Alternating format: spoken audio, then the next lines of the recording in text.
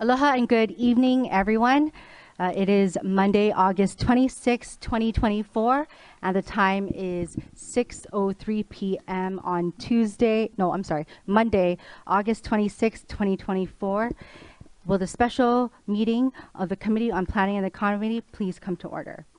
I would like to welcome our council members and members of the committee. We have with us the council member of the district, Council Member Val Aquino Okimoto, as well as Council Member Calvin Say and Council Member Matt Wire. We have Committee Chair Kia Aina, who is excused from tonight's meeting. Also joining us, I would like to welcome our community's elected officials. We have State Senator Brandon Elefante. And the last time we were in this room is actually when he was at the City Council when we were leading the Aya Pro City TOD zoning discussion. So welcome, Senator. Next, we also have State Representative Corey Chun here with us too. Thank you, welcome, and thank you very much for being here with us.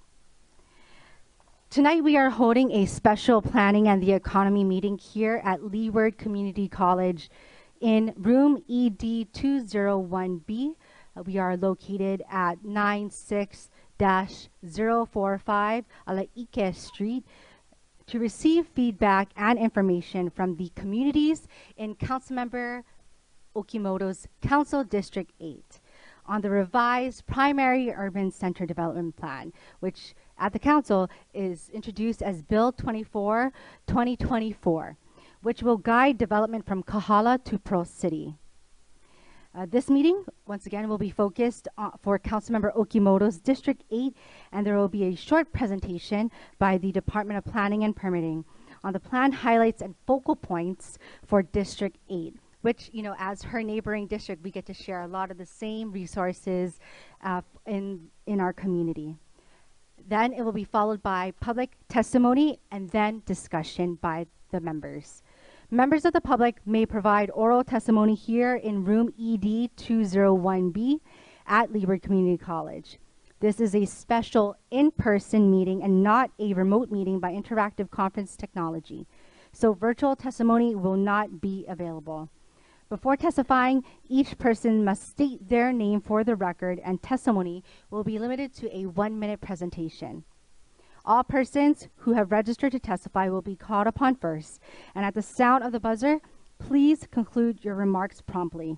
Persons who have not registered will be given an opportunity to testify following the registered speakers.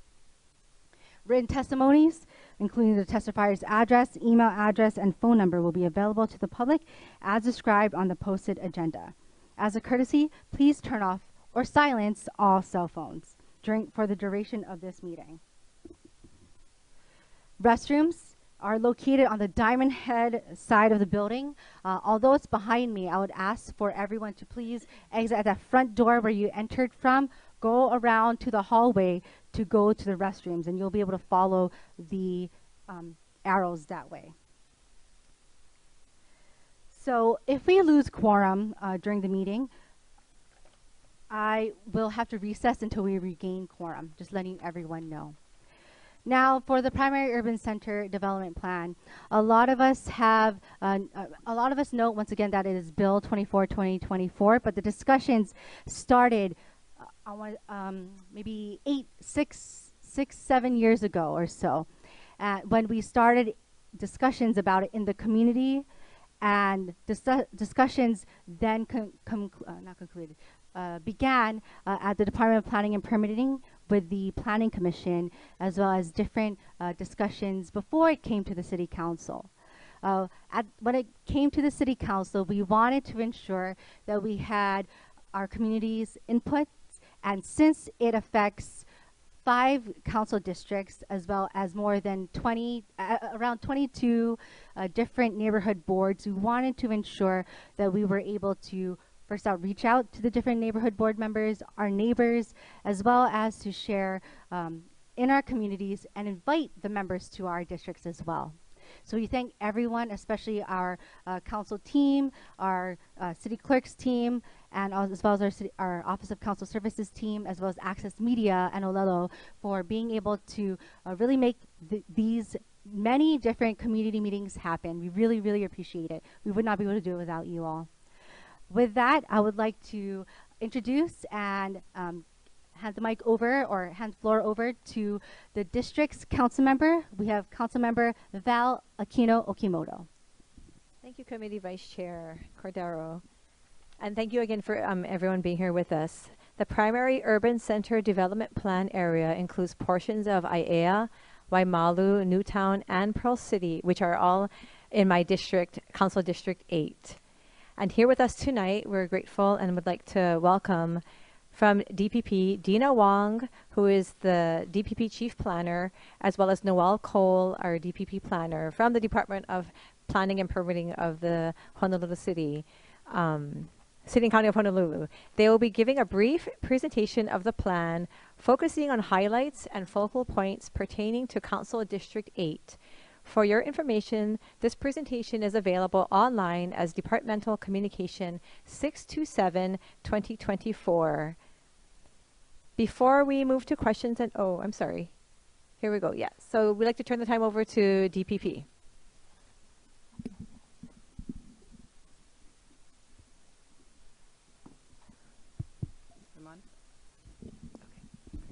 Thank you, council members, and thank you everyone for joining us this evening. We will be giving you a brief presentation on the primary urban center development plan update and paying special attention to Council District 8. So I think we're warming up here.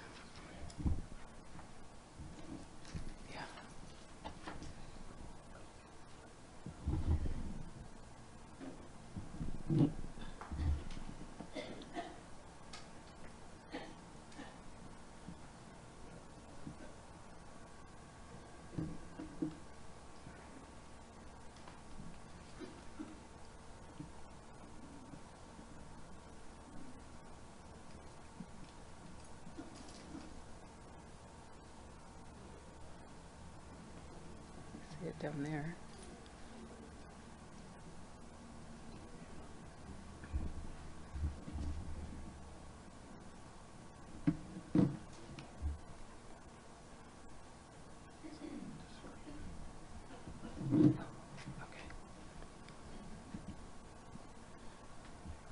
Okay, great. You can advance that. Okay, thank you for bearing with us there. So the PUC-DP, next slide.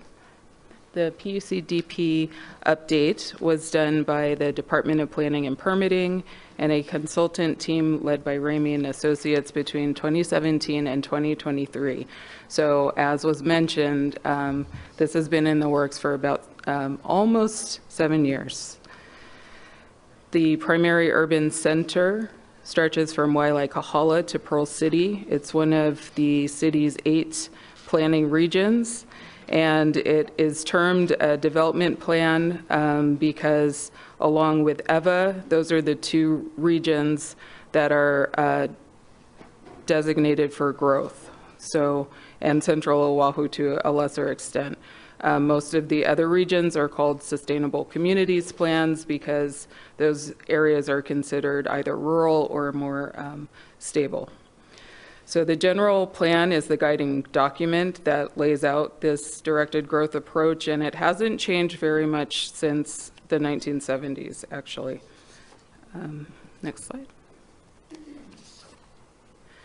The council districts are shown here. So the primary urban center is the most populous of all of the plan areas, over 440,000 residents. It spans 5 council districts, 3 in their entirety and 2 partially.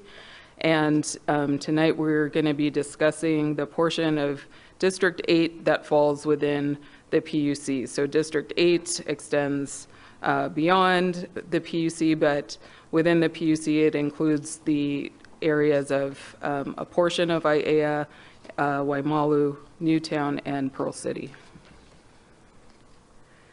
We will be talking about the proposed plan and background documents, the growth approach that is taken in the plan, We will be going over the place types map or our land use map for the district and looking at the comparison with the current zoning, and we'll also be looking briefly at other plan highlights. The proposed plan and all of the transmittal documents that went to Planning Commission and then on to City Council can be found at this link. So this presentation is posted, and you can also just navigate from the DPP website using the drop-down menus. There you'll be able to find the proposed plan, background documents, including our review reports on the plan process, topic research papers, and summaries of events and engagement, which were ongoing throughout this process. The plan itself addresses major themes affecting the region's growth, development, and environment and public resources. So this plan has not been updated since 2004. So we have completely new topic areas in this iteration of the plan, including planning for climate change and coastal hazards, creating livable, age-friendly communities, and we have a new chapter on water resources as well. So these are the plan's 11 chapters. We'll be going, in this presentation, we'll be going into more detail just on the first 3 chapters on growth and development, placemaking and character, and what we called focus areas, which was basically just guidance for particular neighborhood areas. The role that the PUC-DP plays in growth: it implements the general plan policies. As I talked about before, the general plan's directed growth policies. It also reflects the recent transit-oriented development planning that's been done over the last decade. It identifies areas of environmental constraints where building needs to take special precautions or shouldn't happen at all. It indicates appropriate locations for growth over the plan horizon, which is roughly 20 to 25 years. And it also aligns with statewide policies and guidance as applicable.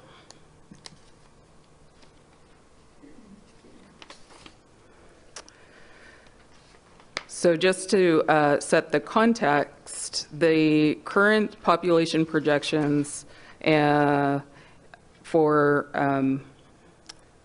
the general plan to 2040 shows that the primary urban center area will remain at about 43% of total population. So the population is projected to go up some, but the EVA region is actually growing faster. So the PUC area will be holding steady while the EVA area is projected to increase in its growth in the percentage of population. Looking at housing needs over the to the year 2045, from the land use, the status of land use plan that DPP does every year, which is, these are all census-based projections. So the need is about 50,000 units, and that's island-wide. So that's not any one plan area, but that's island-wide, and that would be our base need or the status quo need. So I will read a quote from our annual report just to make clear what that projection is. It says that this population-based estimate of future housing demand can be interpreted as the historical norm projection. This is because the projection will provide the level of housing that historically has satisfied the shelter needs of the population. It assumes that the housing market will respond to the changing population the same way it did in the past, with the same characteristics and under the same regulatory limitations and constraints. In other words, the future population under the historical norm projection would be no worse off housing-wise than the current or past population. They would be better off if more housing were provided by the market and worse off if less were provided. So that 50,000 represents the status quo. So what else affects population growth and demand factors?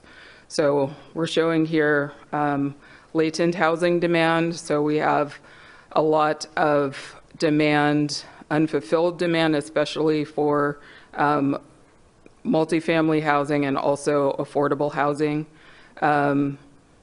Population projections we just talked about, market conditions, so either things that catalyze growth or impede it, known pipeline projects, so things that are already permitted or on the books that haven't been built yet, they will show up in a plan such as this.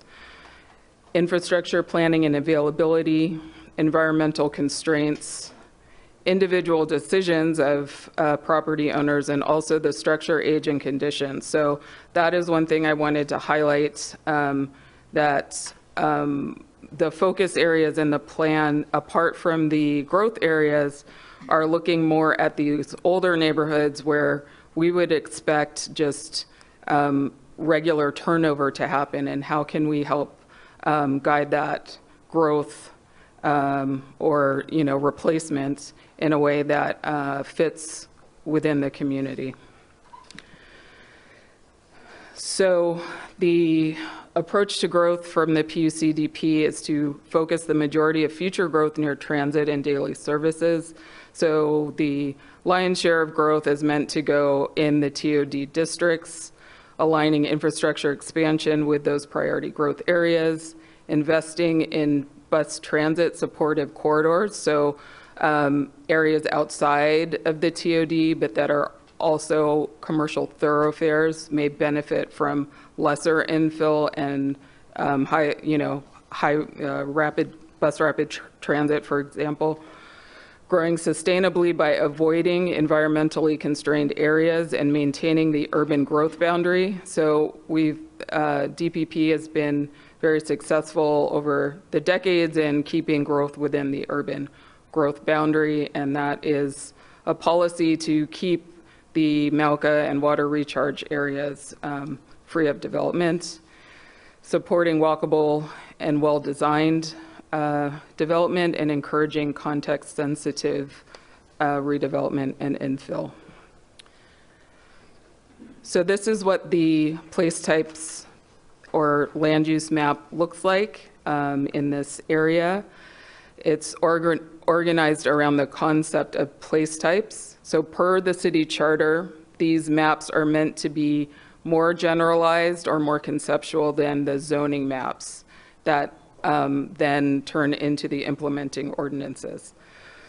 So the TOD planning around the Skyline rail alignment and other more recent trends in areas such as Kaka'ako, which is under state jurisdiction, have reintroduced more areas of mixed use back into planning and zoning.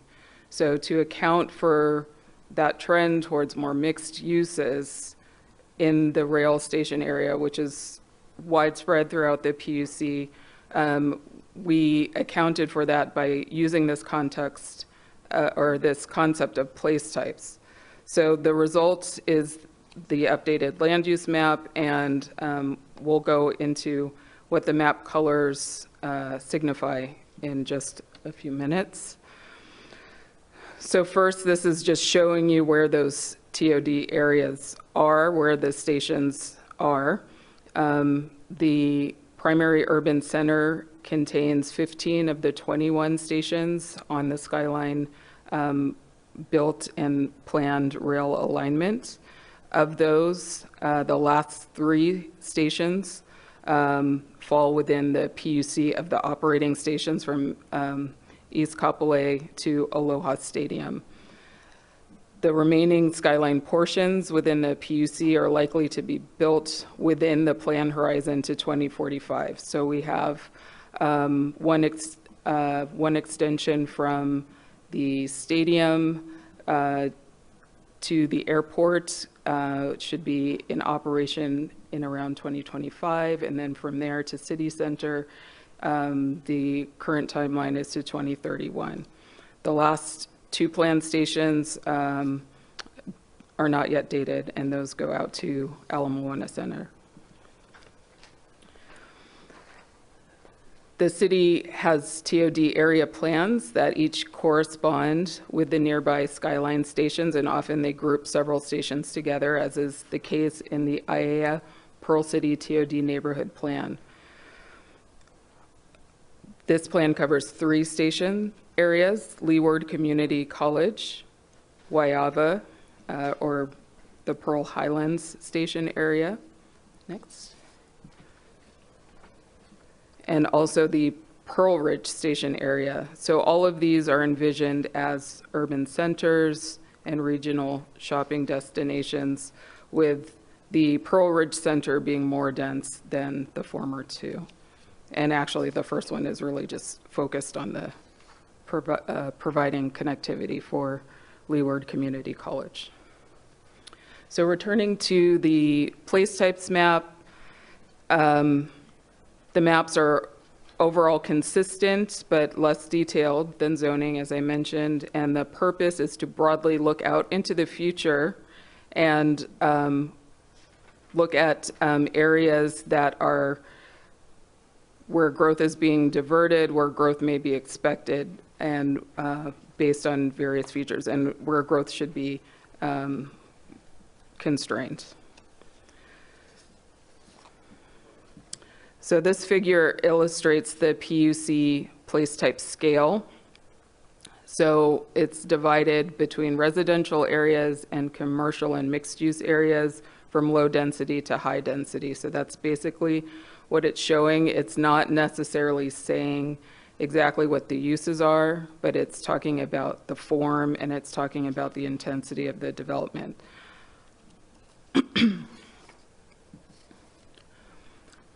The lowest density place types include the Valley Ridge neighborhoods. So those are usually, just as it sounds, our Valley and Ridge neighborhoods that have a lot of environmental constraints, and they are the least dense areas.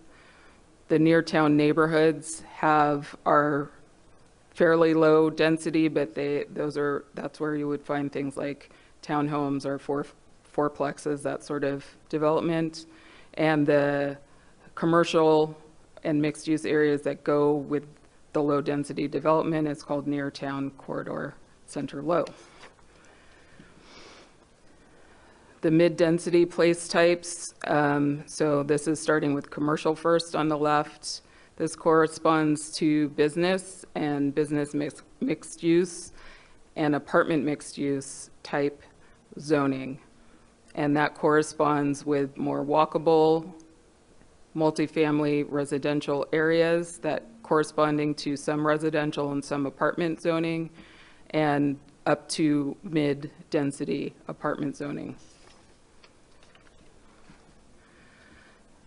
The mid to high density PUC place types, those starting at the left are mixed density mid-rise up to limited high-rise, so that's about 12 to 15 stories. Town corridor and center, that's walkable, mixed use and multifamily residential, and corresponding business and apartment mixed use. And finally, urban neighborhood is the highest intensity, so that's your high-rise development and mixed use. Next. And lastly, there's not much of this in this plan area, urban corridor and center. So this is sort of the you can think of Ala Moana, so the very more high-rise, more mixed-use, walkable type of neighborhood. In this area, it is only showing in right near the TOD station areas. Then we have downtown, which is our downtown district, and resort, which is only in Waikiki in the PUC. So you can see, again, here we have more of the We have the higher density in pockets around the rail station areas. We have the mid-density commercial and apartments, and then that is transitioning into the lower density of the existing residential and apartment areas. This is what it looks like on the current zoning map. And this map already reflects the changes for TOD. So this map, the zoning was adopted in 2022 for the TOD station areas just in this region as Ordinance 2230. So the circles here on the development plan land use map are really just pointing out those areas of change, but it pretty much tracks with the current zoning. It's not showing more intensity than the newly adopted zoning. The one thing that is different, and we'll get to with the focus areas, it's showing a little more continuity and connectivity along the commercial portions of Lower Waimano Home Road and Upper Lehua Ave. So just making that more cohesive and better pedestrian connections across Kamehameha Highway there. So getting into the neighborhood guidance. So this plan is not a special area plan. It's a higher level plan than that, but we do have more focused plans such as the TOD plans, which have been folded in. And we also have in this area the Aiea Pearl City Livable Communities Plan. So this plan was actually has the same timeline as our former or our current primary urban center development plan. So this was a 2004 date, and it's mostly focused on transportation projects, but there are some planning topics in there as well that we'll get to. And in the primary urban center development plan itself, we have a chapter called focus areas, where we're looking at again, those directed growth areas, the TOD areas, but we're also trying to give some guidance for some of the areas that we know are due to redevelop, due just to how building age and condition, and that have not had a special area plan recently. So the focus areas, there's just two that I'll talk about for this region.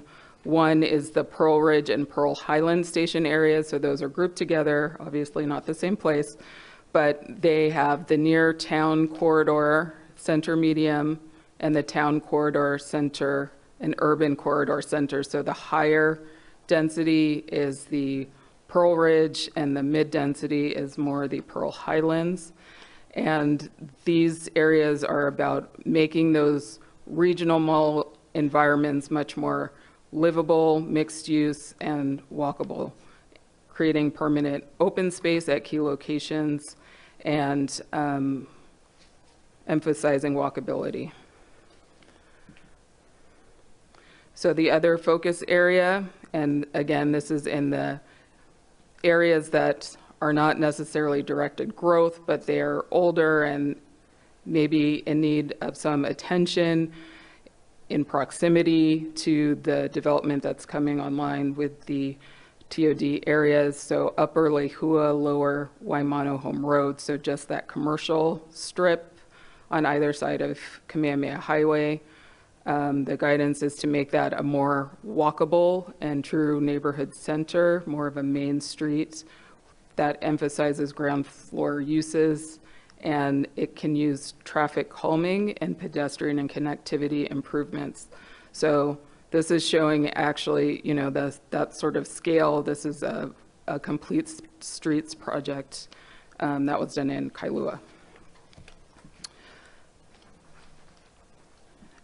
And then lastly, for the neighborhood guidance, again, this plan is from 2004, but there are some themes that were pulled through into the update of the PUCDP, maintaining those open sight lines to the Pearl Harbor shoreline, enhancing Malcolm Mackay connections across the highway, improving pedestrian and bicycle safety, establishing and improving neighborhood serving town centers that we were just talking about, and also improving streetscape and landscaping.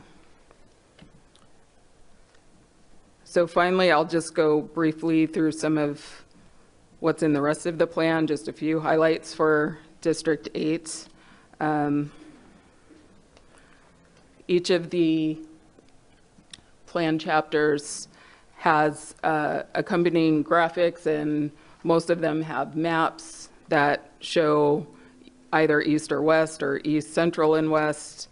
And they all are on the themes that are in the plan. So this is a good way to just sort of visualize and take in some of the content of the plan. So from the climate hazards chapter, this is just showing the adaptation areas in this area of the primary urban center. So this is showing basically sea level rise at 3.2 feet, which has often been cited as a common benchmark for 2100. In the dark blue, and in the light blue, it's showing 6 feet, which is another benchmark for critical infrastructure or things that have low tolerance for risk. The Pearl Highlands area, actually, and that part of the coastline is not called out especially here. What is being shown in that area 1 is more of the Pearl City Aiea shoreline, where you do have some flooding potential, and the broad strategies that are recommended there are improving the drainage facilities, floodable parks and living shorelines solution. So that's softening hardened shorelines and doing more nature-based features to slow wave energy, and also adapt in place strategies for development in that is not easy to move. The housing framework. This map is showing, so just to give you an idea of some of the resources in this plan, this is again trying to get at showing areas that are likely to have some sort of turnover. So we're looking at the transit-oriented areas. We're looking at the HPHA planned major renovations. This map also shows walk-up rental apartments built prior to 1980. Those are very likely to turn over within the plan horizon. So when you knit all of these together, you can see most of these things do fall within that transit corridor. And lastly, this is the significant public views map. In this area, it's really all focused on maintaining the open water views, and especially as the station areas develop over time. So that is all we have for you. Thank you.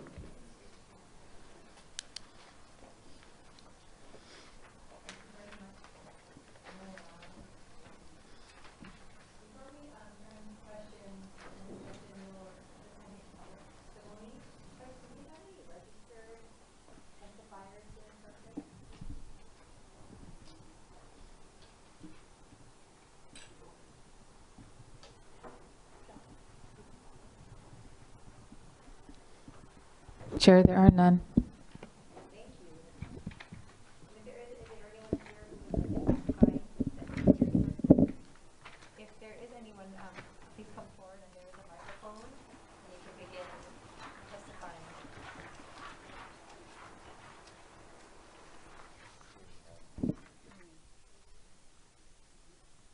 Seeing none, everybody senior members at this time, do we have any questions for you?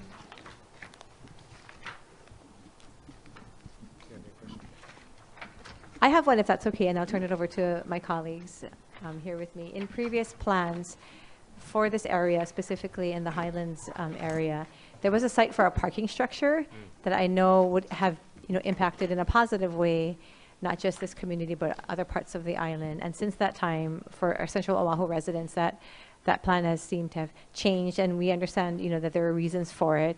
But with the demand for housing, and we talked about mixed use commercial, and talking about our complete streets and walkability, are there any other plans that we can be made aware of would develop more of these affordable housing units and have the access to what we talked about, walkability? So being that the Highlands station is now not going to continue as far as we know, do we have any, does the department have any knowledge of future plans that can benefit the community? Where the structure would have been? This is Dina Wong. I'm with Department of Planning and Permitting. Maybe I'm not aware of any new Can you turn the plans. microphone? Thank you. Thank you so much.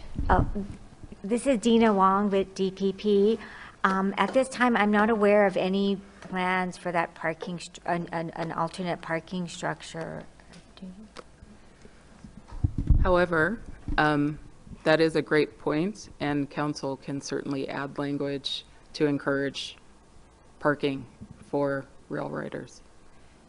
Thank you. Oh, I mean, as far as we understand, the parking is not going to be furthered because of structural issues and with the ground. But I know in committee hearings that we've had DTS there, and there were talks about maybe affordable housing or certain walkways. So I just wanted to know if that could be further looked into.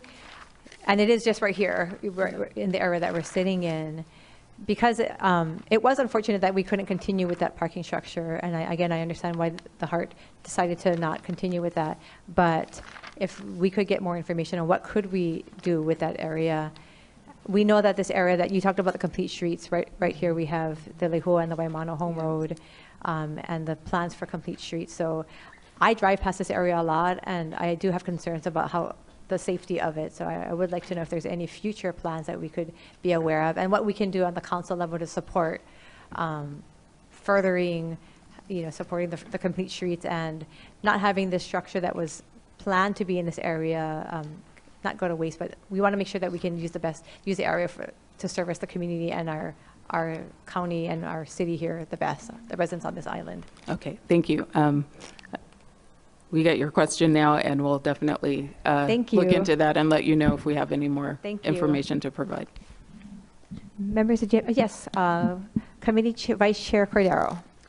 Thank you, Councilmember Okimoto. Ms. Cole or Ms. Wong, I would like to ask if you could please share with the community as well as the committee about how the 2040 growth projections were determined.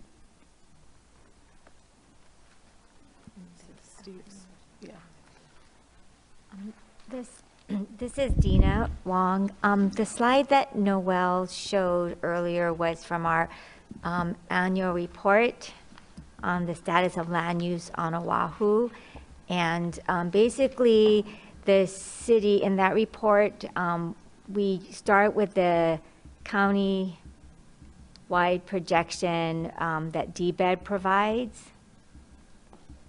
And we break it down by the DP and SCP areas. So just to add a little bit to that, the DBID numbers come from, so it starts with the census numbers, and then the DBID numbers are used by the DPP in reference to, again, the directed growth policy of, the percentages around the island, and then also the planned and pipeline projects. So those are folded in, and a bit of the TOD planning, but more known projects than the full build-out projections. Thank you. And I know I'm asking the same questions from the last two meetings, but I think it's really good to highlight for each community. And so my next question that comes after that is from the last plan, which was started in 2003, that was focused on 2025 planning projections. How do you believe that those projections checked out, and how have they fared? Have they come into fruition?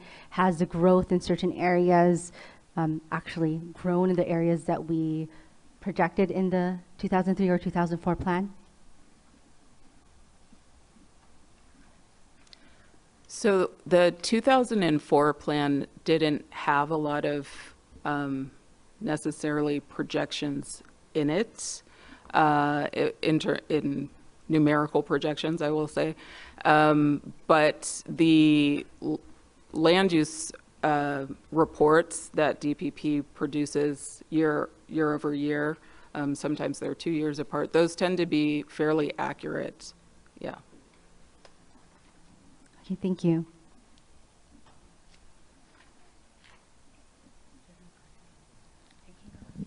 Thank you. Thank you, Councilmember Cordero. Councilmember Say?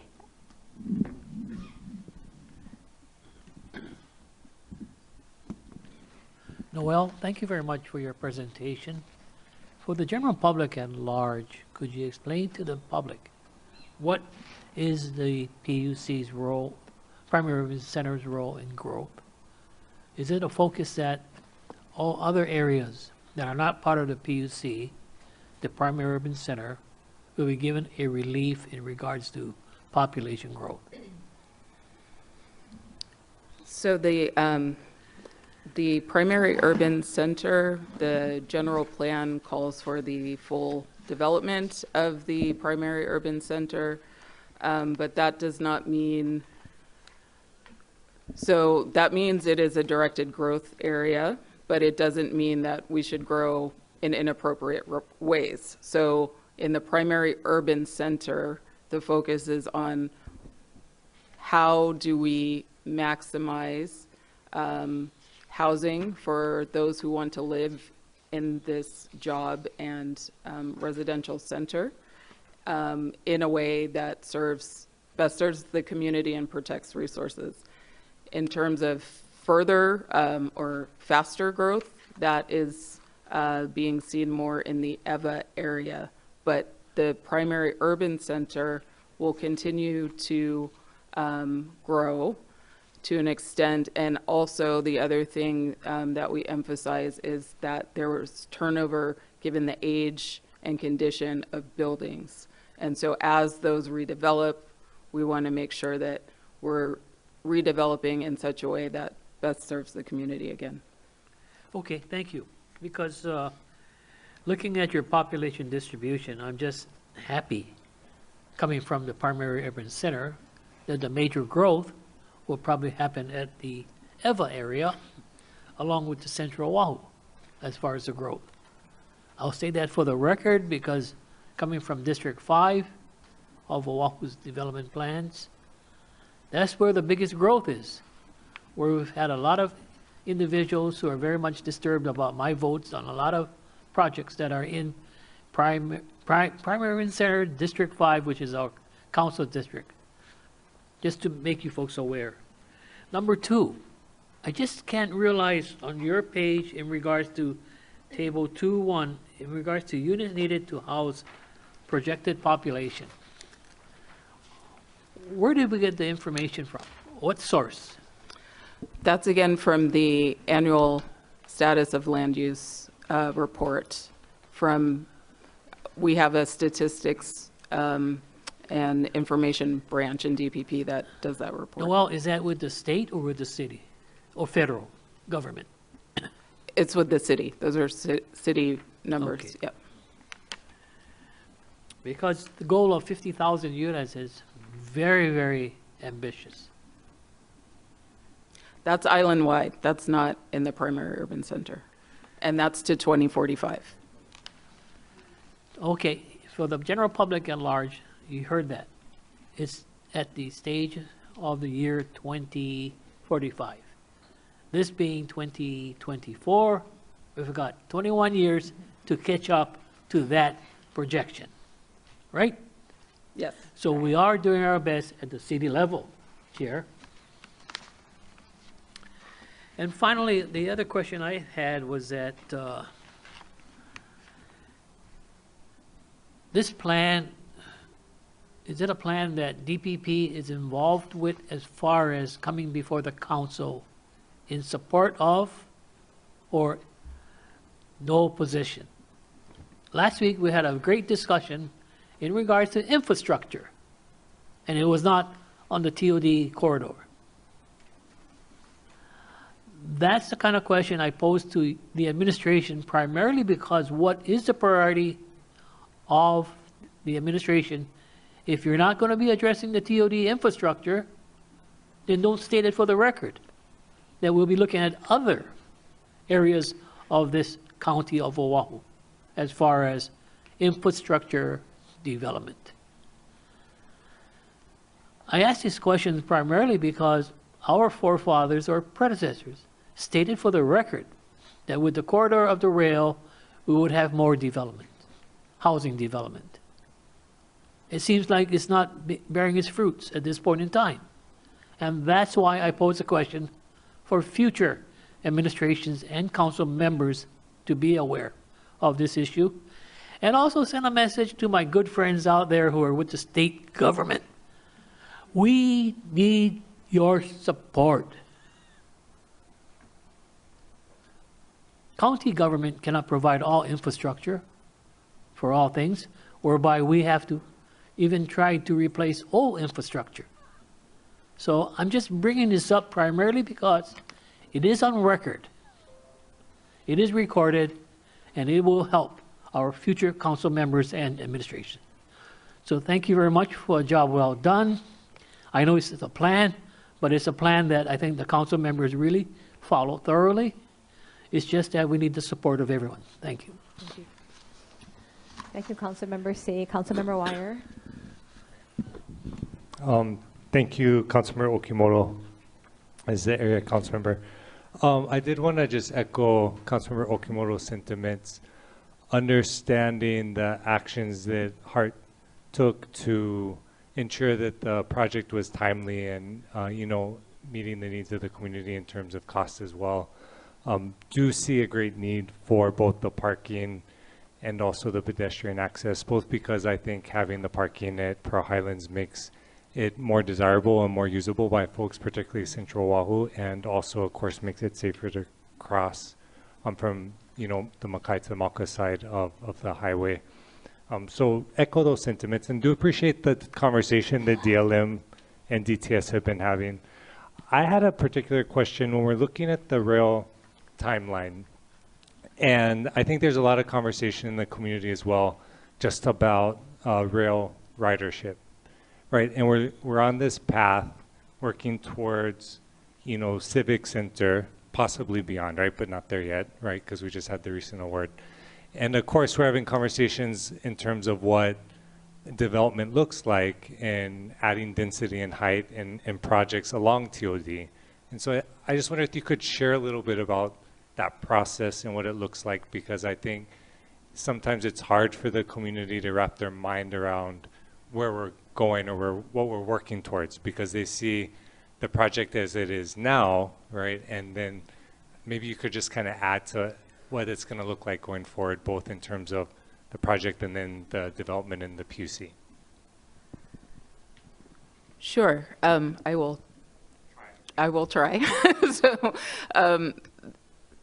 it's interesting that so as we all know, the rail is being built from west to east, but a lot of the development has happened in the eastern portion to Ala Moana Center, which we may not get to for a while. And that, from what I can tell, has to do more with market forces.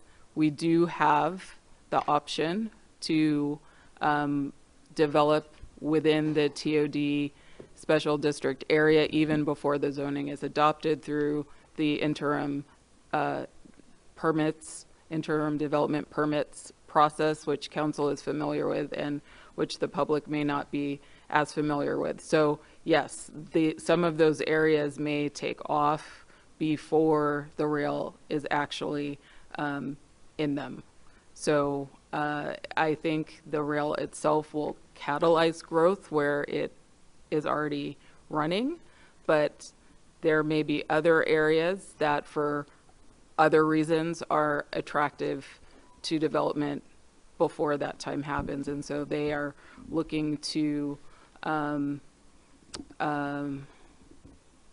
take advantage of that program to put that development in place now versus later. Yeah. I just wanted to add that our TOD division, they are working on doing the special districts and the zone changes, like plan area by plan area. So, you know, they did Waipahu, Pearl City, Aiea, Halava, and next is East Kapolei. So they're working on it as, I guess, more of the need comes up. Mahalo, appreciate that. Thank you, Chair. Thank you, Councilmember Wire. Councilmember Cordero? Thank you, Councilmember Okimoto. For DPP, my question is in relation to goal number 1 for growth and development. We know that through the transit-oriented development or TOD plans that we can receive or wager some community benefits, which are laid out not just in the primary urban center development plan, but more so in the transit-oriented development plans too. And those will help us to enhance and improve the different areas that they affect. As we see through the maps that in comparison to my area, as well as when you move more Diamond Head, Councilmember Okimoto's part of the primary urban center doesn't see as much newer development on new land, or I guess largely owned land by large landowners. So I was wondering, are we able to get the same type of community benefits that we may receive in other parts of the transit-oriented development / primary urban center development plan areas? That was sort of and again, these plans tend to be broad guidance and something that you know, stakeholders and the community can point to advocate, right? So the idea of the focus areas was to give some of that guidance. So we have the TOD areas, they have plans, we kind of know what the picture is there, but some of these older areas and neighborhoods may not have had a lot of recent planning, but there are some things that we already know. And those things that we already know, you know, does this area have a lot of missing sidewalks? Does this area need better connectivity, more trees? You know, all of those things are the kinds of things that we tried to put in the focus areas chapter, and especially focusing on commercial corridors and development that would enhance those corridors and make them more attractive to the neighborhoods for, you know, to meet their needs as well. And it would be, thank you, Ms. Cole, and mainly the community benefits stem from our commercial or new commercial development, right? And so, 1, 2, 3. Okay, sorry, just wanted to make sure we have quorum. And with the different community, with the different infill that we can have, are we able to prescribe new community benefits from new, or I guess, current development, but new businesses or new commercial areas, especially in an area that would probably call for more infill development like this Council District 8? Yeah, that is the function of the plans, is to use them to, so when projects come through DPP, for example, and they get reviewed according to whatever development or sustainable communities plan that they fall into, and if there's something that directly pertains to that project, like, you know, this area is called out in the plan to, you know, it doesn't have enough open space, or, you know, whatever it is, we will make that comment. So it doesn't mean it always gets followed, but it's a way for, again, for community members, for the departments, for council to advocate for the community, and also for, you know, if people have projects that they want to champion, they can look to the plans. And we also tried to fold in bring together the planning from, say, the Parks Department, Transportation Services, the infrastructure agencies. So this is supposed to paint the big picture and help the city work together towards common goals. So what would you say then, because when we start to look at from the general plan to the primary urban center development plans, as well as the sustainable community plans, and then we look at the livable communities plans or community master plans, and then we start having the different departments starting to prescribe different requests. And of course, as legislators, we will advocate for our communities, and we want to make sure that it sounds like a lot of hodgepodge, different put everything in the pot kind stuff. So how then will we know that we're checking all the boxes, making sure we're following every which way kind place, and just want to make sure that it just follows all the conditions, basically. I just wanted to add, you were mentioning about the community benefits. So if a project were to be proposed by a developer and they are asking for increased height and density more than what the zoning district currently allows them, then that's when they need to provide those community benefits. So it's not something that we have a firm prescription for. It's they will propose something. They'll be looking to the TOD plans and what Noel was talking about, what's in the PUCDP, and come up with a list of community benefits, and then there's some back and forth, and then it goes to the council on whether that's something that's acceptable. Thank you. And so what you're saying is, I keep saying prescription, but prescribing a different, and I don't know another word other than guidelines for it, but a roadmap for what we can do policy-wise, land use-wise, zoning-wise, as well as looking at the different factors or consequences of the growth of the area, or even, let's say, in reverse, if there's lack of growth, and how we can respond to, I guess, what's happening in those moments, and how to plan for the future then. Is that correct? I would point to the implementation actions in the plan. So we have the broad goals, and then those flow into policies, which might be, conceptually how you would reach those goals. And then under each of the policies, we also have action items. And those action items are meant to be things that are either already on the radar and, started. So it's giving it a little more support.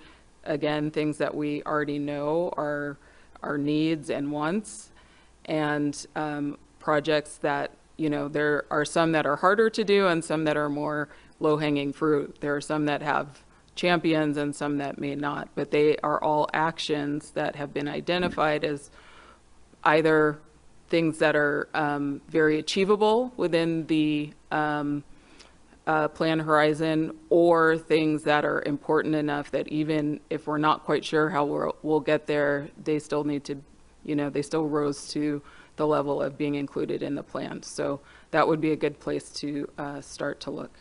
Thank you. Thank you, Ms. Wong, and thank you, Ms. Cole. And for the committee as well as for the community to know, when we are using different terms of what may affect the district from now until possibly 2040 and beyond, when we use different terms of, let's say, infill, or the different types of changes that may occur in the primary urban center development plan, we see that under a degree of change, as stated in the PUCDP. And so within Council District 8, we do recognize that there's some, especially down in the coastlines and possibly in the valleys, valley ridge areas, that there's areas to preserve, right? Then the next step, which preserve is, can Ms. Wong or Ms. Cole, would you be able to explain what preserve means? In the degree of change? No change, nothing, right? Yeah, preserve just means we wouldn't expect to see much change. Okay. Yeah. And then for enhance and invest is something how council members say, as well as different community members stated, there are to enhance/invest, which is about possibly infrastructure, right? Yes. Okay. And then for infill is like building in areas that we have currently, but whether it be newer units or even new commercial spaces, is that correct, or am I kind of not No, getting it? that's correct. Okay. And then for evolving and transforming, which I know is not necessarily in this particular council district, but would you be able to share where it does affect other council districts, which such as myself as well as council members say, where the evolve and transform degrees of change may occur? Would you be able to explain that, please? So those would be the TOD special district, basically, where you're seeing much larger scale change. So those are the districts that we called the transformation districts, because the change is much more extreme than in all other areas. Thank you. And with that change, how much has the Department of Planning and Permitting been in discussions, as well as actually pretty heavy planning on the projections for housing in these areas within the primary urban center development plan? We've come up with the projections that are in the annual report, but I also know the Office of Housing is working on their housing plan and strategy. And is that in relation to infrastructure, or as a state being one of the main or the largest landowners, especially in this in the Council District 8? Are you Ms. referring? Wong, could you speak into the microphone just so we could hear you clearly? Are you referring to the housing plan and Housing strategy? or even if you're talking about other further development? Okay, with respect to what Office of Housing is working on, I can't really speak to that. Our annual report does look at, as Noel was saying, like the known projects. So we look at what projects we know are coming online, what's currently in the permitting process, and we use all that to kind of factor in what the supply will be like in the future. Okay, thank you very much. Thank you, Councilmember Okimoto. Thank you. Thank you, Committee Vice Chair Cordero. Councilmember Say. Ms. Wong and Nicole, one thought that I have is that I agree with the development plans, but it is not coherent enough, or it's not aligned with the general public on Oahu as far as their financial qualifications. How do we try to address the future where we may have these plans in place, low density, mid density, etc., knowing that when these developments take place, a lot of our local residents may not qualify for their financial loan or mortgage? Any thoughts? Please. Because, I don't know, the higher you go, the more expensive it becomes. And my thought would be, simply put, we don't have to go 40 stories. It's not the general public or the prospective homeowner or renter that's going to benefit from it. It's the developer. So is there a way of how we can try to address the future in regards to future renters and homeowners? Noel, yes? Yeah, so that's why we included in the plan the areas outside of the, so that's not to say the city and council and everyone else shouldn't try to achieve more affordable housing within the TOD district. But in terms of the very high density, it's true that those are, very large developers, and maybe that money isn't serving the local population in the same way as, a smaller development or mid-density housing might, that's owned by, local family owner, for example. So that's where we are identifying those areas where we have a lot of that multifamily housing that's likely to turn over, and really try to flag that, because we need to focus on trying to keep those areas affordable. Correct. And that's the issue that I think the council feels today. I think see- one of the Yeah, Dina, concepts. please. I think one of the concepts in the PUCDP update is that missing middle housing, where you're developing in more of the single-family areas, but house form type of structures with 2, 3, 4 units that tend to be more affordable. Maybe it could be for multi-generational housing, or it could be where the family rents it out. So I think there's some options besides just the really tall high-rise building, as you were saying, which tend to be out of the reach of many of our local residents. Because the District 5, as an example, there's so much opposition today on the 201H projects, Bill 7 projects, because of how much we have given back to the developer in seeing that these particular projects are affordable. No, 120 AMI and below. The concern is, when the general public does not qualify for a particular unit as a fee or for a rental, what happens then, right? They go back into the category of a homeless. So I hope we as a council can be educated more as finding out what other opportunities are there. Do we go back to what Governor Josh Green is saying? With my governor's proclamation, all of these laws are exempt for this housing crisis. I cannot support that. I'm getting criticized because there's no parking for these projects on Bill 7. Then the neighborhood becomes all upset at what we're doing. So as planners, I hope you can understand the situation we come from in the primary urban center. And in closing, if we could, try to tie in the financial implications for our local residents, those in the 120 and below AMI first. That's all. Those are the ones that's going to be leaving, and that's why I asked the question. I thought your projections were off as far as I see more and more out migration because I can't afford it. That's number one. Number two, it's not your responsibility, but maybe Department of Housing, to talk about another big issue that I am concerned about sharing with some of my colleagues, and that will be insurance. If I can't get an insurance coverage, I can't get a mortgage loan.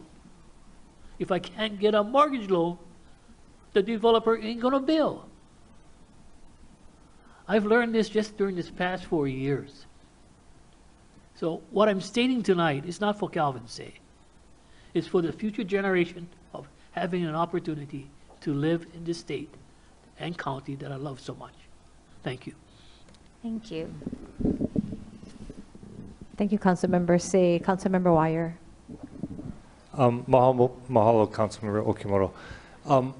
I'm just curious because I know we've talked about just the idea of these plans being guiding documents, right? And each individual property is controlled by the particular zoning and requirements. And I know on one side, like we oftentimes have community members that have participated in these processes, and so maybe they have certain expectations or what they envision a community looking like.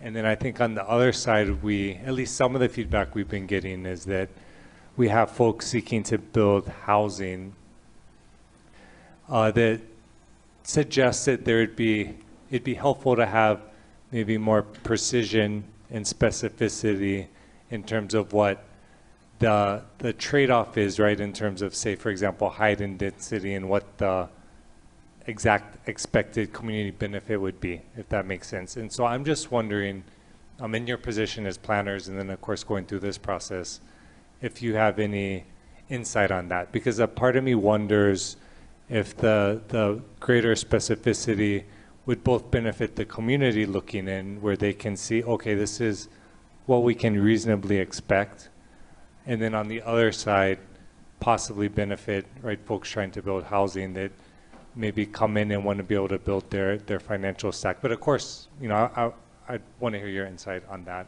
if you have any.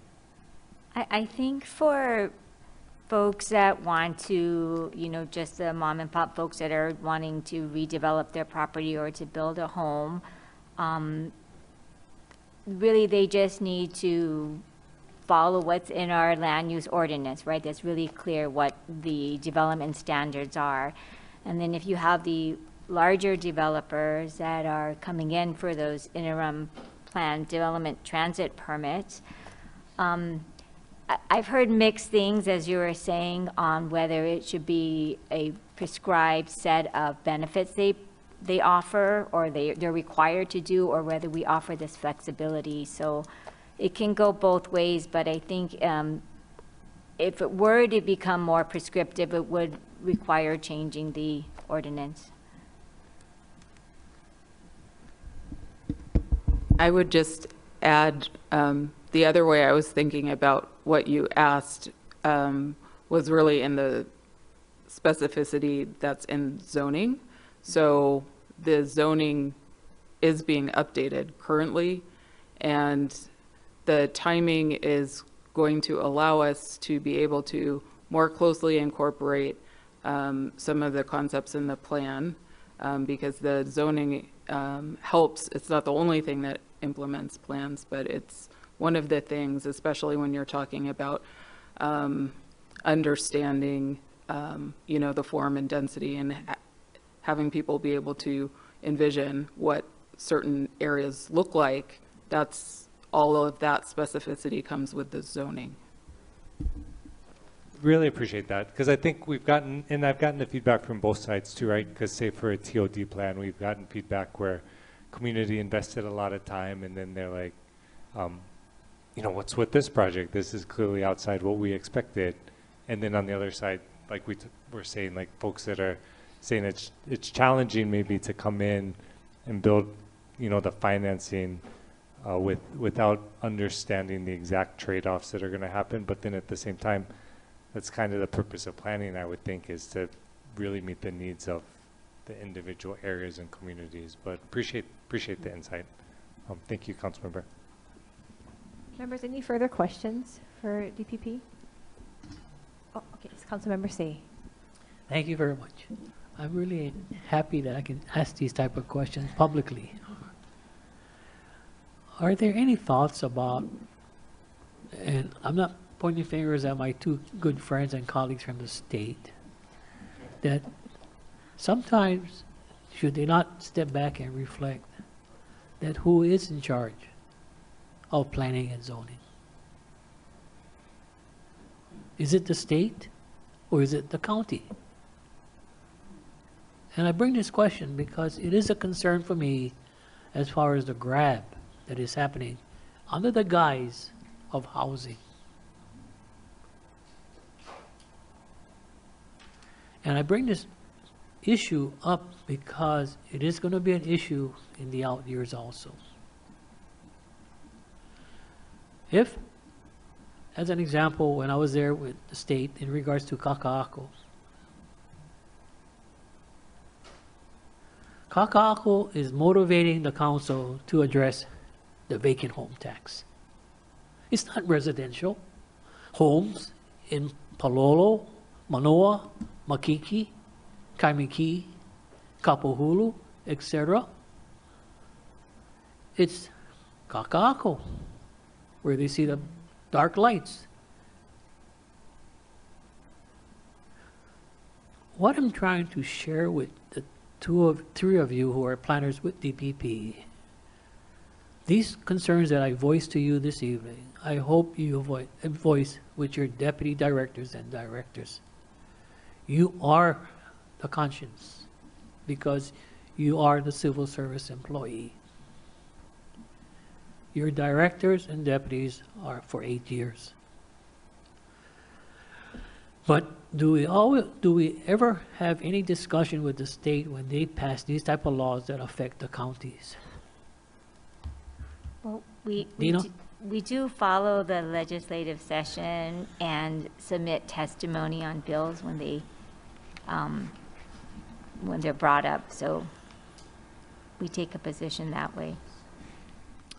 But Division Chief, that's not the point. I'm just trying to get is that you have a voice to defend the seating county of Honolulu. And if you need the support of the 4 council members who are here this evening, going across the street, we'd be more than willing to. But I am concerned because are we now going down the slippery slope where measures that have passed the state legislature affecting Oahu and the quality of life will continue on under the guise of we chasing 22,000, maybe 24,000 homes and units that we need for our local residents. But on top of that, I asked you earlier about the financial side of it. Can our local people afford it? I don't want to see Hawaii as a place where our local residents are migrating out.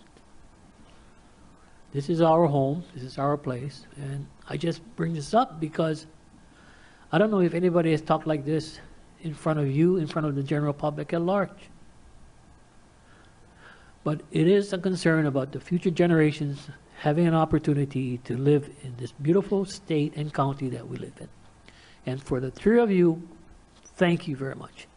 Even though this study was based upon a 2004 plan. And you think about it, this is 2024, 20 years from ago to today, are we in a better situation for our local residents? My answer to you is no, because selfishly, Calvin Say benefited from it in 1980 when I bought my home. And now kids today are having a hard time even buying a 1-bedroom apartment or condominium and home.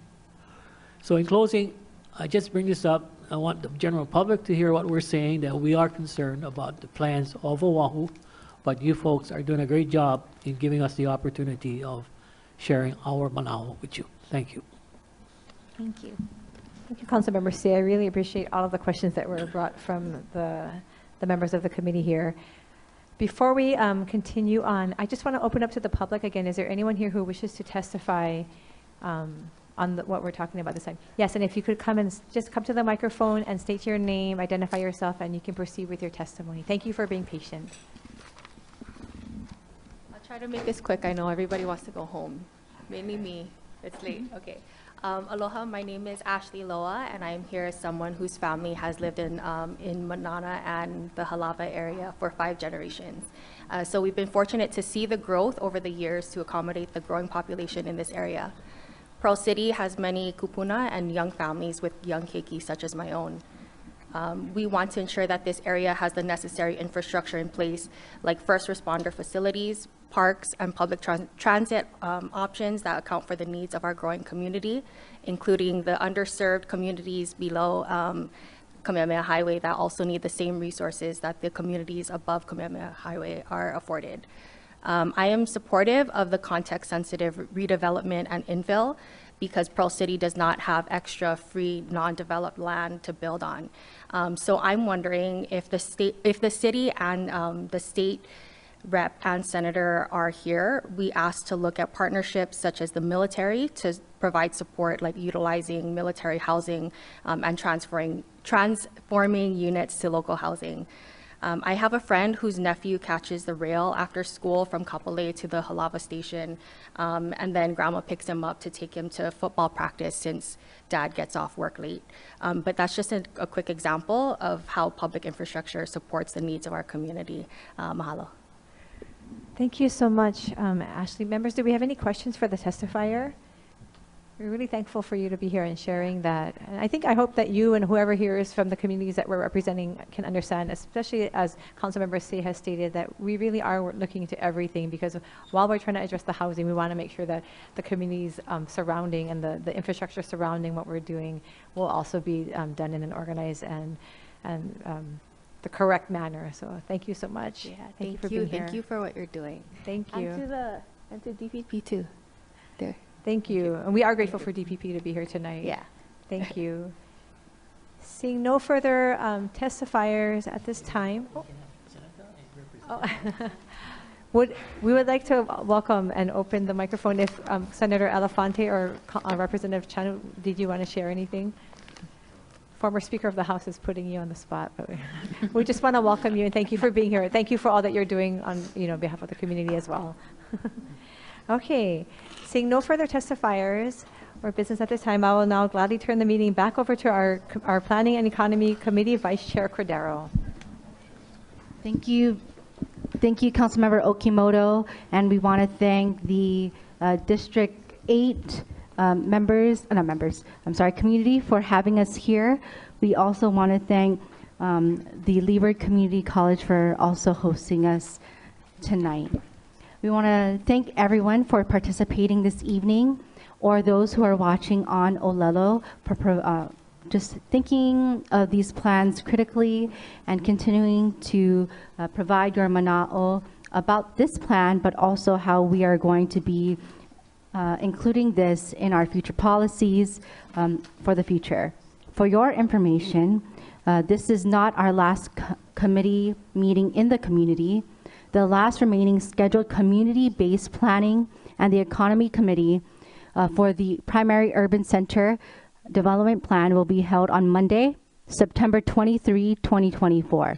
It will be from 6 p.m. to 7:30 p.m. at Kawananakoa Middle School in their cafeteria, and it will be hosted and focusing on the areas for Councilmember Dos Santos Tam's Council District 6, which on the other side of my council district has portions of Kalihi and goes to Kaka'ako.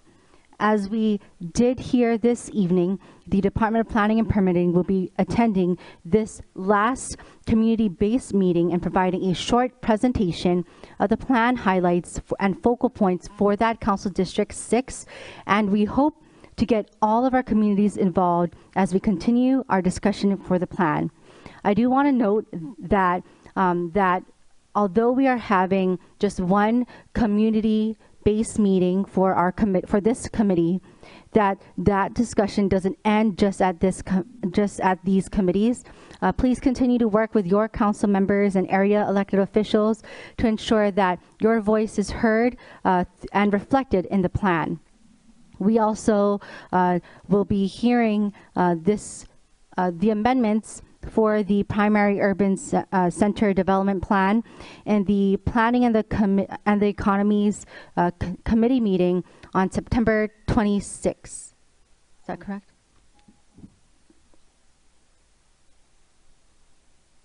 Okay, September 26th, I think. Am I wrong?